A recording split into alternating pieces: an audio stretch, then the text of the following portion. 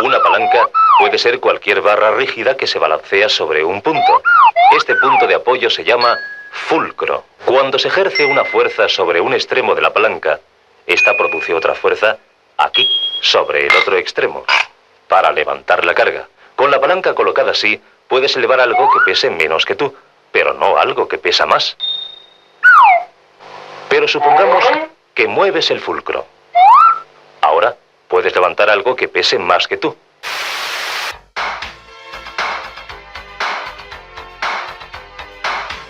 Una palanca es una máquina simple. Todas las máquinas simples son capaces de convertir un movimiento en otro diferente a través de una fuerza. La palanca específicamente se utiliza para aplicar una fuerza a lo largo de un segmento en un extremo y así obtener una fuerza de respuesta y desplazamiento en el otro extremo. Además de eso, se genera un movimiento rotacional llamado torque, o también conocido como momento de torsión. El torque, a pesar de ser un vector, se puede calcular su magnitud directamente con esta ecuación. El torque tau es igual al producto de la fuerza F y la distancia d, donde es importante señalar que la distancia d para el cálculo del torque parte desde el eje de rotación y siempre debe de ser perpendicular a la línea de fuerza. Es importante señalar que este movimiento está presente no solo en palancas, podemos encontrar el torque en diferentes máquinas y situaciones. El torque existe en el giro de los neumáticos, al destapar una botella o cuando Gypsy Danger combatió a un kaiju. Buque asegurado. ¡Ajusta el torque! ¡Espera! Torque ajustado. En fin, siempre que hay un movimiento que imite un giro alrededor de un eje de rotación, hay un torque. Un ejemplo clásico de torque es apretar una tuerca con una llave. Imaginemos que tenemos una tuerca y se aplica una fuerza de 70 newtons perpendicular a la distancia R de 15 centímetros de la tuerca. El torque en este movimiento será igual a multiplicar la fuerza por la distancia en metros. El torque será de 10.5 Nm. Otra cosa importante es que el torque puede tener un sentido de giro hacia la derecha, también conocido como horario, por imitar el movimiento de las manecillas de un reloj, o un giro hacia la izquierda o antihorario. Se ha adoptado como una convención que si el giro del torque es en el sentido horario o hacia la derecha, el torque será negativo, y si es hacia la izquierda o antihorario, el signo del torque será positivo para hacer esta distinción. Estábamos hablando de palancas. Algunos ejemplos cotidianos de palancas los podemos encontrar cuando se abre una lata que tiene anilla, cuando se abre una botella con corcholata, el exprimidor de limones o la palanca con la que se montó el DeLorean en las vías del tren.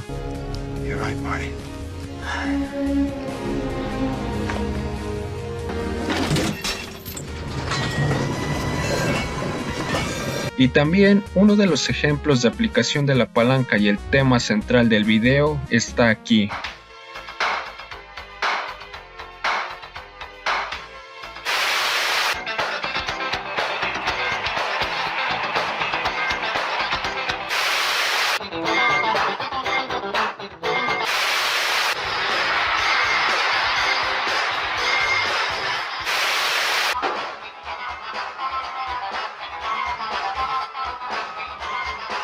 ¿No es esa la caricatura que provoca convulsiones?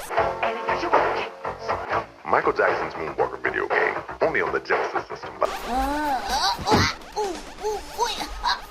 Smooth Criminal es una canción de Michael Jackson que es memorable en la cultura popular por el videoclip en el que Michael tiene un vestuario impecable y por esta secuencia. Este paso es conocido como el paso antigravedad. Es visualmente atractivo y da la sensación de desafiar las leyes de la física. Sin embargo, la ciencia no hace excepciones. Para lograr este paso de baile, Michael Jackson usó un mecanismo para poder inclinar su cuerpo a un ángulo de 45 grados respecto a su posición inicial. El mecanismo consiste en un perno atornillado por debajo del suelo. El zapato al mismo tiempo tenía una ranura en forma de V en el tacón en el que se enganchaba el perno. Además, el zapato tenía unas correas para fijar el zapato al pie que se ocultaban con unas polainas del mismo color que el traje. Si no fuera por un mecanismo externo, Michael no habría logrado este épico movimiento. Se dice que una persona promedio no es capaz de inclinarse más allá de 20 grados desde su posición inicial, y Michael logró una inclinación de 45 grados. Este movimiento es semejante al de la palanca, donde una fuerza ocurre en un extremo, y por efecto de la tercera ley de Newton, se produce otra en sentido opuesto. Se produce, por lo tanto, dos torques. Cuando Michael Jackson alcanza el mayor ángulo de inclinación posible, los músculos de sus pantorrillas y tendones experimentan una fuerza que contrarresta la fuerza que produce su propio peso. Cuando una palanca no presenta movimiento debido a dos torques que se dan en sentidos opuestos, tenemos una situación de equilibrio rotacional. En el caso de Michael Jackson, si suponemos que se producen dos torques, uno debido a la fuerza de su peso desde su centro de gravedad y otro torque debido a la fuerza que experimentan sus tendones, para que Michael Jackson logre llegar a esa transición de bajar a subir, necesita igualar esos torques. Necesitamos dibujar un diagrama y definir algunas variables. Aquí tenemos uno que describe las fuerzas y torques implicados bajo las suposiciones de que el peso y la fuerza de acción del tendón de Aquiles actúan en un punto y son opuestas. Las variables que entran en juego son el torque del cuerpo y el tendón, la distancia del suelo al centro de gravedad de Michael, la altura de Michael, la distancia entre el perno y el tendón de Aquiles de Michael, el peso de Michael, la fuerza que actúa sobre el tendón y el ángulo que forma Michael al llegar al equilibrio. Los datos que conocemos son los siguientes: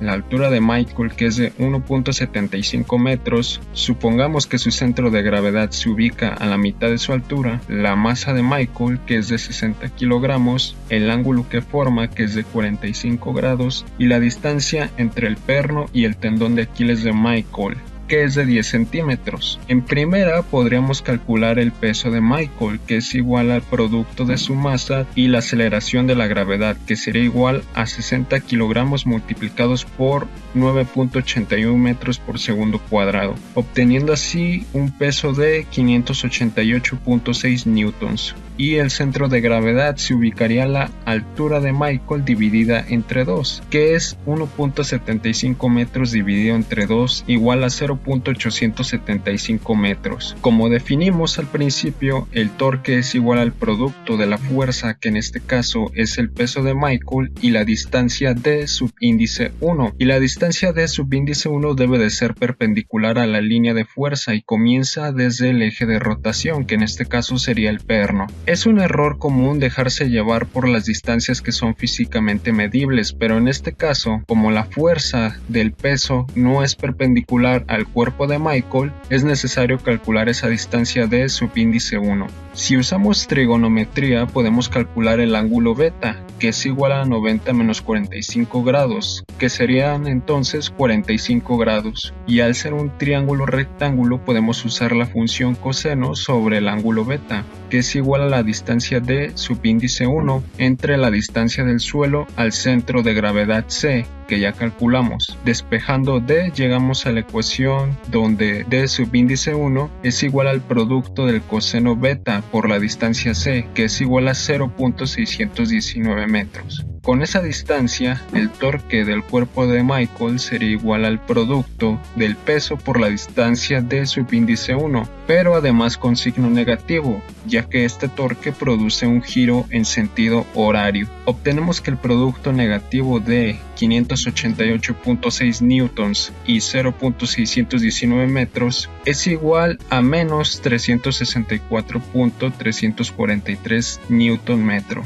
Ahora analicemos el torque que sucede en el tendón de Aquiles de Michael. Como estamos en una situación de equilibrio rotacional, este torque es igual al torque que calculamos hace un momento. Se presenta la misma situación con respecto a la distancia d, ya que la fuerza nuevamente no es perpendicular al tendón de Michael. Necesitamos calcular la distancia d ahora subíndice 2, con el mismo ángulo beta, solo que ahora se usará la distancia t, que es la distancia entre el perno perno y el tendón de Michael. Usamos la función coseno y despejamos la distancia de subíndice 2, que ahora es de 0.071 metros. Como en este caso no conocemos la fuerza, pero sí el torque resultante, que deberá de ser positivo para contrarrestar el efecto del torque del cuerpo, calcularemos la fuerza que se ejercerá sobre el tendón de Michael.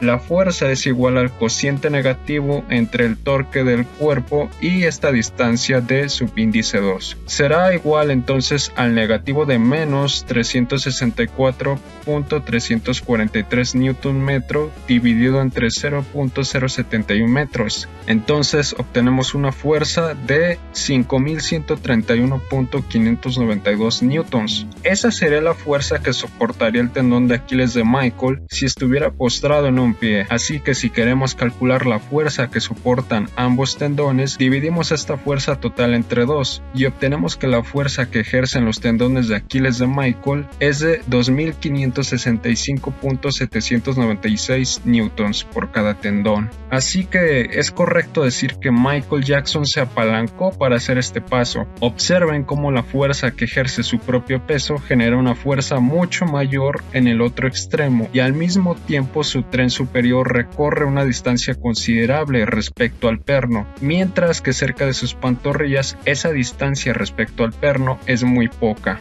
Está imitando una palanca al intercambiar fuerza por distancia. Es una fuerza considerable la que soportaba los tendones de Michael Jackson. Además necesitaba contar con una complexión y entrenamiento en sus músculos y tendones en sus pies para poder soportar esta fuerza sin lesionarse al realizar este movimiento. Esto ha sido todo por esta ocasión. Gracias por ver este video y como dijo Michael Jackson, Bien, ¿qué te parece esto? Billie Jean is not my lover.